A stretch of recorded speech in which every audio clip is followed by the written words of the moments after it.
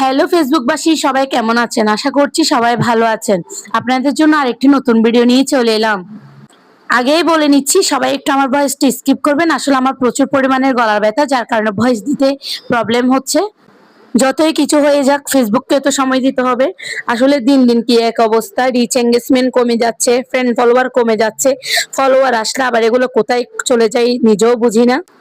আগে থেকে লাইক কমেন্টও কমে গিয়েছে। কার কার এমন হয়েছে কমেন্ট বক্সে বলে যাবেন।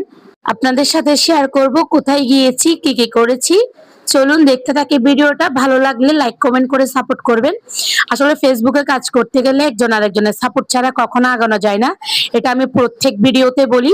যারা যারা আমাকে বর্তমানে সাপোর্ট করছেন, আমি সবসময় চেষ্টা করি তাদেরকে সাপোর্ট করার।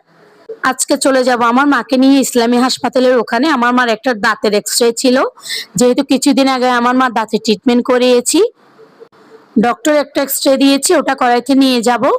আমি তো রাস্তায় এসে দাঁড়িয়ে আছি, আমার মার তো কোনো খবরই নেই। আমার মাকে যে কোনো জায়গায় যেতে বলে না কেন, সেইখানেই লেট থাকবে, টাইমলি আসতে পারে না। এক মানুষ হচ্ছে আমার মা। অনেকক্ষণ দাঁড়িয়ে থাকার পর সে আসলো। এবার চলে যাব গাড়ির উদ্দেশ্যে। শুক্রবারে যতই রাস্তা খালি থাকুক না কেন, সিএনজি সহজে পাওয়া যায় না। পাওয়া গেলেও 100 টাকা গাড়ি ভাড়া হচ্ছে, 300 টাকা বলবে। তাদের তো প্রচুর পরিমাণের ডিমান্ড। আজকে তো ভাগ্যটা অনেক ভালো, রাস্তায় তেমন কোনো জাম নেই। তেমন বলতে না, জাম নেই বললে চলে। আসার সময়ও জাম ছিল না, যাওয়ার সময়ও তেমন কোনো জাম পাইনি। আসলে যাই করি না কেন, আপনাদের সাথে শেয়ার করতে ভালো লাগে। ফেসবুক হচ্ছে নিজের পরিবারের মতো একজন। আর সব থেকে বড় কথা হচ্ছে, নিজের পেজটা বড় করতে হলে টুকিটাকি সব শেয়ার করতে হবে। যদি আমি সব রকমের ভিডিও আপনাদের সাথে শেয়ার করার চেষ্টা করি। যারা ফেসবুকে কাজ করে তারাই জানে, ভিডিও কিন্তু এমনি এমনি ছাড়া সম্ভব না।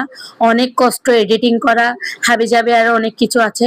যদি আমি তেমন এডিটিং পারি না, যতটুকু পারি ততটুকু করার চেষ্টা করি।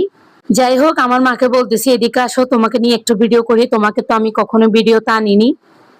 আমার মা বলছে, দূর বাজে, আমার লজ্জা লাগতেছে, তুই কর ভিডিও, আমি পরে করব।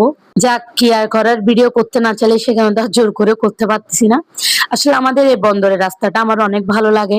একদম ফাঁকা থাকে, সব সময় ফাঁকা থাকে।